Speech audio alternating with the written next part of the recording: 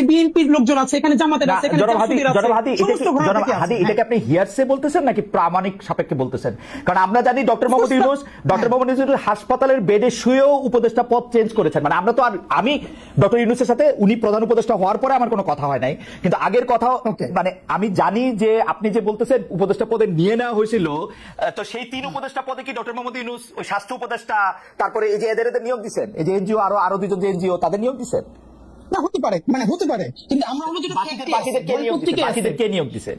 এই সমস্ত গণ অভ্যুত্থানের শক্তি সবাই মিলে দিচ্ছে, কারণ পলিটিক্যাল পার্টি সবাই বসছে, বিএনপি বসছে, জামাত বসছে, এডি পার্টি বসছে, ছাত্ররা বসছে, কিন্তু আমাদের তর্কটা ওই জায়গায় না। আমরা ভাই আপনি যেটা মূলত বলতে চাই, দেখেন এই যে মাসুদ ভাই এখন পর্যন্ত যেটা বললো, মুশকিলটা হইলো যেমন আপনি আমার সরাসরি আমার একটা পরিচয় আছে যে আমি এই জুলাই বিপ্লবের বলি অথবা জুলাই গণ অভ্যুত্থানের বলি, এটার একটা শরীক, আমরা সবাই মিলে হাসিনাকে তাড়াইতে বাধ্য করছি, এর মানে এগুলোর ব্যাপারে আমাদের কোনো গ্লানি নাই।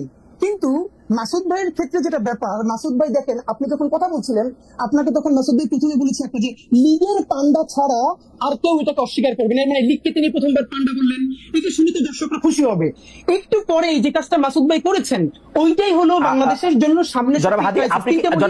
আপনি কি মাসুদ ভাইয়ের কথা বিশ্লেষণ করবেন? তাহলে আপনি মাসুদ ভাইয়ের কথা বিশ্লেষণ করেন, আমি আপনাকে স্মরণ করাই দিই যে মাসুদ ভাই লীগকে পান্ডাই প্রথমবার বলতেছেন না, দর্শককে খুশি করার জন্য বলতেছেন না, এবং গত 15 বছর ধরে অন্তত পক্ষে 50,000 বার তিনি এইসব কথা বলেছেন।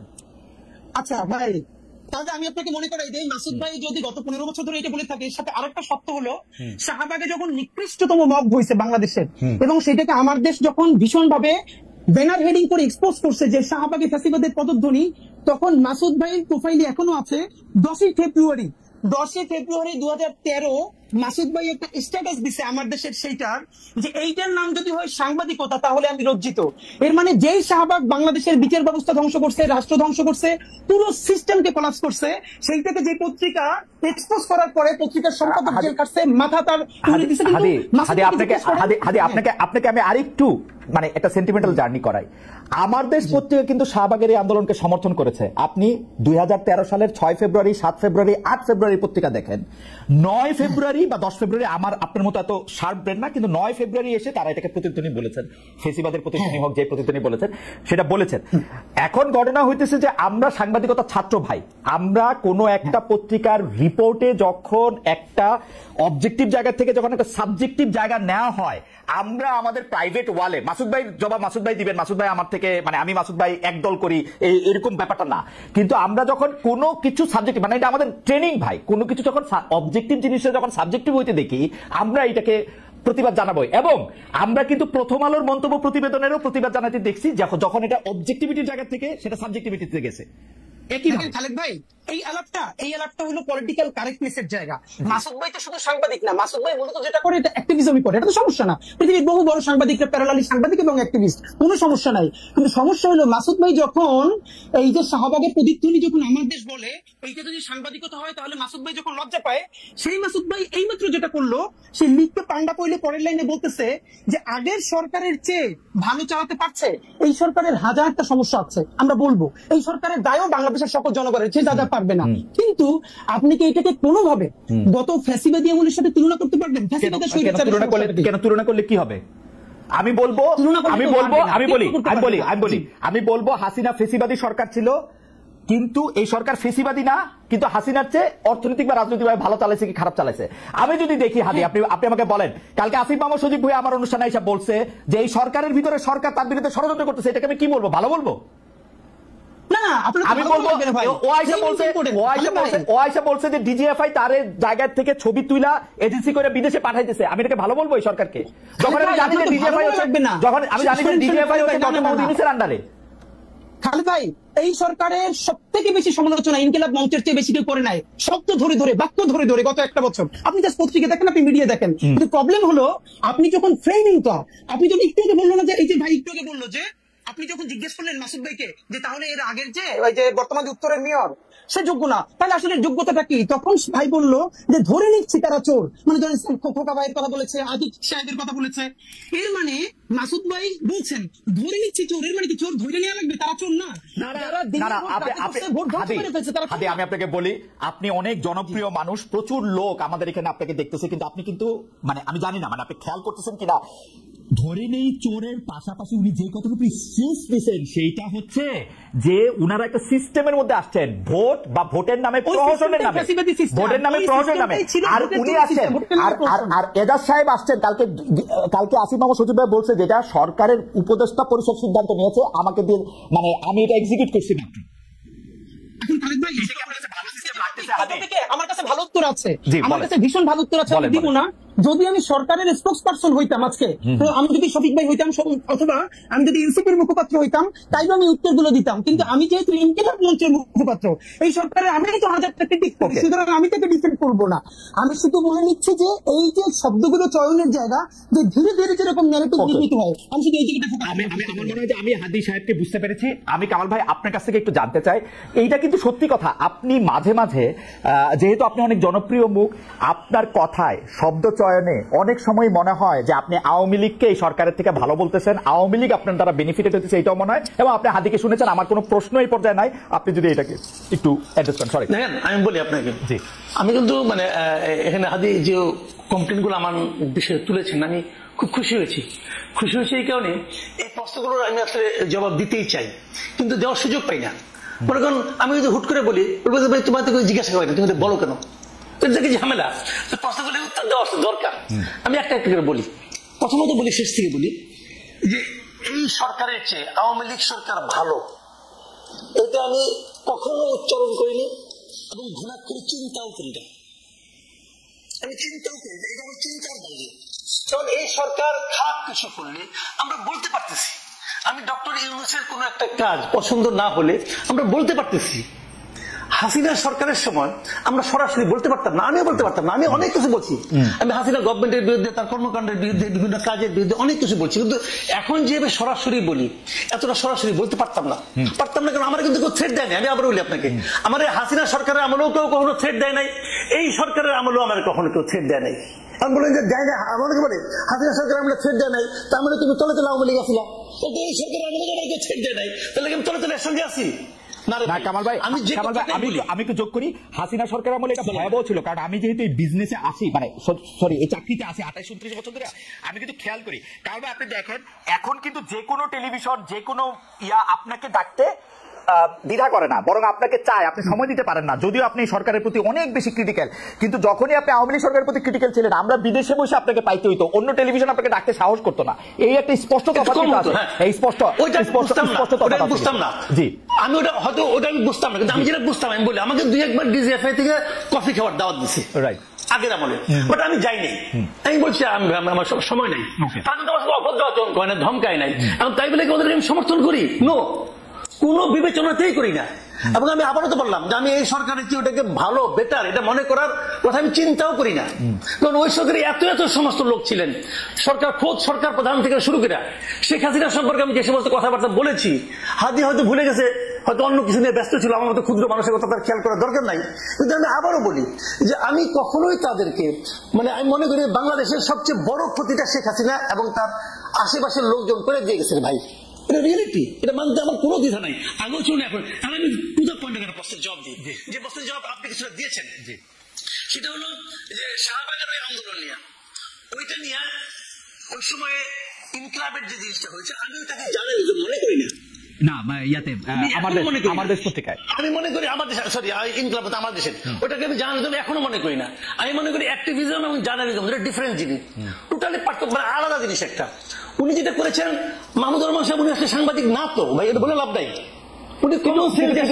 আমার একটা প্রশ্ন আছে, কারণ ভাই আপনি আমার দেশের মাহমুদুর রহমান সাহেবের জার্নালিজমকে জার্নালিজম মনে করলেন না, কিন্তু 10 বছর ধরে আমাদের অন্যান্য পত্রপত্রিকা বা সাংবাদিকরা যা করছে তাকে জার্নালিজম ছিল, তারই কি আপনি আক্রমণ করছেন, নাম ধরে বলছেন? ইস্যু আসে নাই। আমি একটা কথা বলি আপনাকে, কয়েকদিন আগে জনকণ্ঠ দখল হয়ে গেল, কয়েকদিন আগের কথা, দখল হয়ে গেল, আবার চলে আসলো, ওরা আবার আপোষ নিয়ে ফেরাইলো। জনকণ্ঠ যখন দখল হলো, আমি দখল হওয়াটাকে কিন্তু আমি সমালোচনা করেছি। আমার পাশাপাশি আমি এটাও বলেছি যে শামীমা এ খান কিভাবে জনকণ্ঠের সম্পাদক হয়েছেন এটা আমি বুঝতে পারি না, কারণ আমি জনকণ্ঠে সাংবাদিকতা করেছি টানা 12 বছর। কিন্তু কামাল ভাই, এবং শামীমা এখানে একদিনের জন্য ওখানে আসেন নাই, কিন্তু কামাল ভাই হাজবেন্ড মারা যাওয়ার পর উনি সম্পাদক হন কিভাবে? কিন্তু কামাল ভাই, আতিকুল্লাহ খান মাসুদ কিভাবে সম্পাদক হয়েছেন, জনকণ্ঠের সম্পাদক, সেই প্রশ্নটা আপনি তুলেন নাই। মাহমুদুর রহমান সাহেবের যোগ্যতা আছে, ওটাও তুলছি, হাতেগুলো আমি বলি আপনাকে, ওটা আমি তুলেছি, কেন তুলবো না? ওইটা আমি বলি, ওটা আমার একটা লেখা আছে ভাই। আমি রিপোর্টার ভয়েস যেটা আছে, সেই ডিআরইউ ম্যাগাজিন বেরোয়, ওখানে আমি স্পষ্ট করে রেখেছি যে উনি কিভাবে সম্পাদক হলেন, মালিক হিসেবে সম্পাদক হলেন। সবাই তারা মাইনে নিচ্ছে, তখন আমি জুনিয়র রিপোর্টার, আমি মেনে নিছি, বলেছি আমি ওখানে, এটা কেন বলবো না? ভাই বাংলাদেশে সবাই বাংলাদেশে তো সবাই মালিক সম্পাদক। আনার হোসেন মঞ্জু কিভাবে সম্পাদক হলেন ইত্তেফাকের? আচ্ছা, এখানে একটা কথা আছে, কথাটা হলো কেন বলি আপনাকে, শাহাবুদ্দিন সাহেবের আইনটা করার আগ পর্যন্ত তো সম্পাদক হতে কোনো বাধা ছিল না, ওটা তারা আইনগতভাবে পারত। পরবর্তীতে আইনটা অন্যরকম কঠিন হয়েছে। সেই কঠিনের এখন কি হয়, এখন সাংবাদিক হতে হলে ওনারা একটা বাইপাস করে একটা মানে সার্টিফিকেট ম্যানেজ করে কোনো একটা আন্ডারগ্রাউন্ড পত্রিকা থেকে, যে এই পত্রিকা উনি এত বছর ধরে সাংবাদিকতা করতেছেন, অতএব উনি সম্পাদক হতে পারবেন, এটা ম্যানেজ করে নেয় তারা সবাই। এবং আমার ধারণা তারা এইভাবে সম্পাদক হয়েছেন। এটাগুলো তবে আমি যেটা বলছিলাম যে তখন ওই মূল পয়েন্ট আছে, তাহলে পরে আবার জবাব দেওয়ার সময় পাবো না, পরে প্রশ্ন উঠবেও না। এটা হলো যে আমার দেশের ওই হেডলাইন, ওই নিউজটা পড়েছি ভাই, ওইটাতে যেটা ছিল দ্যাট ওয়াজ নট জার্নালিজম, কথা পরিষ্কার। ওই উনি যে প্রেডিক্ট করেছেন, উনি যেভাবে লিখেছেন, ওটা হলো অ্যাক্টিভিজম, এবং ওই activism maybe right, maybe not right, অন্য হিসাব, ওই অবস্থানে আমি যাচ্ছি না, কিন্তু ওটা জার্নালিজম না। আমি সেটাই বলেছি যে এটা যদি সাংবাদিকতা হয় তাহলে ভাই আমার অবজারভেশন এটা, আমি কিন্তু আমার ওখান থেকে সাংবাদিকতা তো পৃথিবীতে বহু রকম, আপনি একরকম সাংবাদিক, আপনি দুজন ক্লাসেই পড়ছি যেটা বহু রকম আছে, আপনি এটা সাংবাদিকতা না, এটা কেমনে বলবেন মাসুদ ভাই? না, আমি তখন, আমি এখনো যেটা, অনেক সাংবাদিকতার ধরন আছে, অনেক সাংবাদিকতার স্কুল আছে, এক এক স্কুলিং এক এক রকম, কোনো সমস্যা নাই। আমি তো আমার স্কুলিংটা নিয়ে বলবো, আমি যেভাবে শিখেছি, আমি যেভাবে ভেবেছি, আমার ভাবনার সঙ্গে যায় না, ওকে আমি বলছি না। কিন্তু আপনি যদি এই আপনার লিটমাস পেপারে ঘষেন, তাহলে আমেরিকার অর্ধেক টেলিভিশন বাদ করে যাবে, অর্ধেক নিউজ পেপার বাদ করে যাবে, লন্ডনের অর্ধেক নিউজ পেপার বাদ করে যাবে, ভারতে তো টিকবেই অল্প কয়টা। আমি এমনকি আমি ভারতের সবচেয়ে জনপ্রিয় পত্রিকা বাংলায় আনন্দবাজার, ওটাকে আমি সাংবাদিকতা মনে করি না, কারণ আমি মনে করার অধিকার, আমার নিজস্ব মতামত আমি কি আমার ফেসবুকে দিতে পারবো না? ওকে, আপনি কি আরেকটু বলবেন? আবার একটু হাদির কাছে যাইতাম। হাদির, আপনি কি আরেকটু বলবেন, বা নাকি আপনি এখন জনাব হাদির কাছে যাই? জনাব হাদি, আপনি তো বলবেনই, কিন্তু আমি আপনার কথা একটু উদ্ধৃত করি। আমি আপনাকে অনেক লক্ষ্য করি, আপনার বক্তব্যের মধ্যে অনেক ডিরেক্টনেস থাকে। আমি আপনাকে একটু কোট করি হাদি। আপনি বলছেন যে যাদের অ্যান্ড্রয়েড ফোন কেনার সামর্থ্য ছিল না, তাদের হাতে এখন আইফোন। এটা কাদের উদ্দেশ্যে দিয়েছেন? মানে এটা কি, মানে এই বক্তব্যকে এনসিপির কারো গায়ে লাগতে পারে? মানে প্রায় একই সময় জনাব মাহফুজ আলমও একটা স্ট্যাটাস দিয়েছিলেন, পরে যেটা আবার তিনি কারেক্ট করেছেন, যে কেউ যখন মানে তিনি ইঙ্গিত করেছিলেন নতুন একটি রাজনৈতিক দল যদি দেখে যে এর মধ্যে অনেকেই দুর্নীতির সাথে জড়িত, একজন যদি না করে, তাহলে এইটা কি আপনি একটু বলবেন? এই আর্থিক অভিযোগ, আন্দোলনের বিভিন্ন ধরনের সমন্বয়ক বা সদস্যদের বিরুদ্ধে অনেক আর্থিক অভিযোগ যে রয়েছে, সেটা সম্পর্কে আপনার অবজারভেশন আপনি বলবেন? যেহেতু ইনকিলাব মঞ্চ, আমি বলছি ভাই, ইনকিলাব মঞ্চ জি, হ্যাঁ, শিওর। এইটা আমি যেই প্রোগ্রামে বলেছিলাম যে যাদের হাতে অ্যান্ড্রয়েড ফোন মানে থাকতে কষ্ট হয়েছে, এখন আইফোন টি শার্ট দামি, এই মঞ্চে দুইজন উপদেষ্টাও ছিলেন। কিন্তু প্রোগ্রামটা ছিল মূলত ওসমানী স্মৃতি মিলনায়তনে প্রায় 1000-এর মতো বাংলাদেশের জুড়েই আহত যোদ্ধা, যাদের একদম অনেকের চোখ নাই, হাত নাই, দেখলেই বোঝা যায় সারা দেশ থেকে ওনারা এসেছিলেন। তো স্বাভাবিকভাবে এখানে অনেকে আমন্ত্রিত ছিলেন সব রাজনৈতিক দল থেকে, কিন্তু এখানে বক্তৃতার স্পিরিটটা ছিল যে বিএনপি বলি, জামাত ইসলামী বলি, অপরাপর অন্যান্য দল বলে তাদের ব্যাপারে যে বিভিন্ন অভিযোগ, এই অভিযোগগুলো মানুষ মানে নতুন না বলেই মানুষ একটা গণ অভ্যুত্থানের মুখদেরকে পছন্দ করেছে। এখন ধরেন বাংলাদেশের সমস্যাটা হলো গণ অভ্যুত্থানের একমাত্র মুখ মনে করা হয় এনসিপি কে। না রে ভাই, এনসিপি ছাড়াও যারা এনসিপি কে যোগ দেয় নেয়, এরকম আরো অনেকগুলো স্টেক হোল্ডার আছে যারা পলিটিক্স করতেছে না, সরাসরি পার্টিতে জয়েন করে না, কিন্তু গণ অভ্যুত্থানের বিশাল শক্তি। তো আমরা যেটা স্পষ্ট করে বলি যে যেই ছেলেটা, যেই মেয়েটা আন্দোলনের প্রধান মুখ ছিল বা ছোট করেও ছিল, তাদের যদি ছোট নৈতিক পদস্খলন ঘটে, এটা আমাদের রক্তক্ষরণ হয়। এর কারণ হলে মানে কি, আমরা এটা বলেছি বিএনপি চাঁদাবাজি করতে পারবে, জামাত করতে পারবে, বা অন্যান্যরা করলে সমস্যা নাই, তোমরা করলে সমস্যা না, এটা আমরা স্পেসিফিকলি শুধু এনসিপি কেও বলি নাই। আমরা বলেছি যে মুখগুলোর দিকে তাকিয়ে বাংলাদেশে, ভাই আমি এখন আপনার সাথে যেখানে শো করছি, এই সামনের রাস্তায় আমি 8-এর বাচ্চার জানাজা পড়েছি, এই জুলাই সময় 8-এর বাচ্চার জানাজা পড়েছি। তো বাবা মা ভাই বোন মিলে, পরিবার নিয়ে যারা রাজপথে নেমেছে বুলেটের সামনে, এই মুখগুলোর জন্য, এই মুখগুলো যদি কোনোভাবে সামান্য নৈতিক পদস্খলন ঘটে, উদাহরণ হয়। সুতরাং আমার জুলাইয়ের আহত ভাইদেরকে অ্যাড্রেস করে বলেছি, ইনক্লুডিং মি, আমাকেও বলেছি যে আমরা কোনোভাবে করাপ্টেড হতে পারবো না, তাতে বিএনপি হোক, জামাত ইসলামী হোক, যেটা হোক। আপনি করাপ্টেড হতে পারবো না, এটা তো একটা পায়াস উইশ, কিন্তু আপনি তো অলরেডি করাপশনের একটা এলিগেশন দিচ্ছেন। কারণ অ্যান্ড্রয়েড ফোনের দাম আমরা গড়ে ধরে দিতে পারি 20-25 হাজার টাকা, আইফোনের দাম হচ্ছে 2-2.5 লাখ টাকা, 1.5 লাখ টাকা এক এক হিসাবে। আপনি তো অলরেডি একটা এলিগেশন দিচ্ছেন যে আইফোনের মালিক হয়ে গেছে, এটা আপনি কাদের দিচ্ছেন? আচ্ছা, এইটা হলো আমি স্পষ্ট প্রথমত মিডিয়ার ক্ষেত্রে হলো খালেদ ভাইয়ের কাজ হইলো তিনি এইটার ভিন্ন ইনভেস্টিগেশন করবেন। কিন্তু আমি আমাদের কিছু ছোট ভাইদেরকে দেখি যে যারা নতুন বাইক চালায়, টি শার্টটা দামি, অথবা হাতে একটা, তো আমাকে অনেকে ফোন করে বলছে ভাই আইফোন কিনলেই তো সবাই নতুন কিনে না, পুরনো কেনা যায়, 30-40 হাজার টাকা পুরনো কেনা যায়। ভালো, আমি জানলাম। কিন্তু ফ্যাক্ট হলো মিডিয়ার কাজ হলো এইটা যে যারা কেউ গণ অভ্যুত্থানের স্পিরিটকে বিক্রি করে দিয়ে যদি কেউ এই আর্থিকভাবে লাভবান হয় তাদের বিরুদ্ধে মিডিয়া ধরবে, বাংলাদেশের মানুষের জনগণ ধরবে। আমরা যেরকম ধরতেছি এই স্পিরিটটাই তো আমরা চাই। কিন্তু ভাই আমি আপনার একটু রেসপন্স করতে চাই। ভাই যেখানে কয়েকটা কথা বললেন এটা আমি পরে ভুলে যাবো। এক নম্বরে হলো ভাই যেটা বললেন যে মাহমুদুর রহমান সাংবাদিক না, আমি খালেদ ভাইয়ের কাছে বিনীতভাবে জানতে চাই, মাসুদ কামাল ভাইয়ের কাছে জানতে চাই, বাংলাদেশের যে সাংবাদিকতার নীতি নৈতিকতা আছে বা নীতিমালা নিশ্চয়ই আছে, পিআইডি আছে, প্রেস ক্লাব আছে, আর অন্যান্য যে সব মিডিয়া আছে, মানে প্রতিষ্ঠান আছে, এইখানে এক্স্যাক্টলি এই সাংবাদিক হয়ে ওঠার যে নিয়ম, এইখানে কি কি নীতিমালা আছে, যেই যে নীতিমালা মাহমুদুর রহমান ভায়োলেট করে আমার দেশের সম্পাদক হয়েছেন। নাম্বার 2, মাহমুদুর রহমান আমার দেশের সম্পাদক হওয়ার বহুদিন আগে থেকে বিবিসি বাংলার সাবেক বড় সাংবাদিক এবং বাংলাদেশের প্রতিটি দেশের সাংবাদিক, আতাউস আমাদের মতো মানুষ যিনি আমার দেশের দীর্ঘদিন উপদেষ্টা সম্পাদক ছিলেন, তার পাশে বসে বসে কাজ শিখেছেন। নাম্বার 3, আমার দেশ থেকে কোনোদিন দখল করেন নাই, তাকে সবাই মিলে আমার দেশ দিয়েছে যে প্লিজ আপনি চালান, পত্রিকাটা বন্ধ হয়ে গেছে। নাম্বার 4, খালেদ ভাই আপনাকে একটা বলা দরকার, মাসুদ ভাই যেটা বলেছেন যে এই কথাটা মিলে গেছে আওয়ামী লীগের অ্যাপিলেট ডিভিশনের বিচারপতিদের মতো। কিরকম?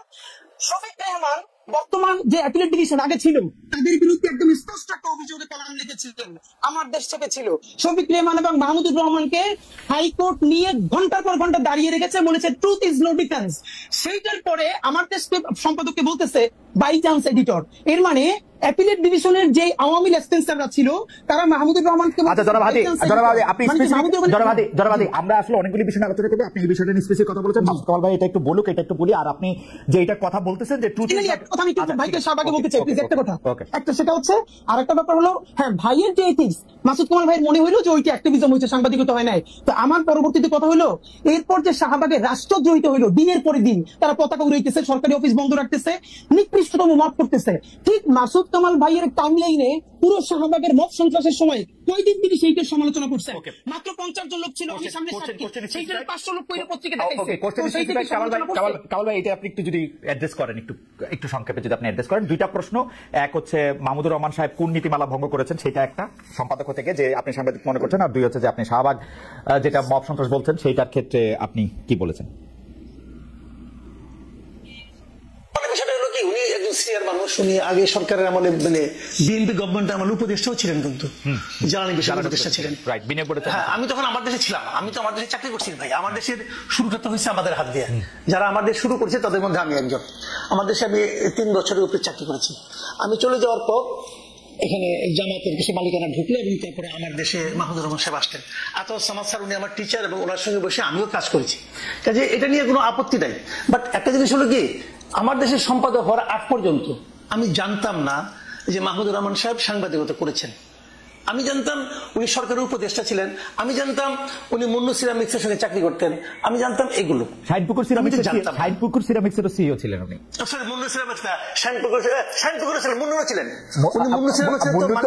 মালিকের মেয়ের জামাই।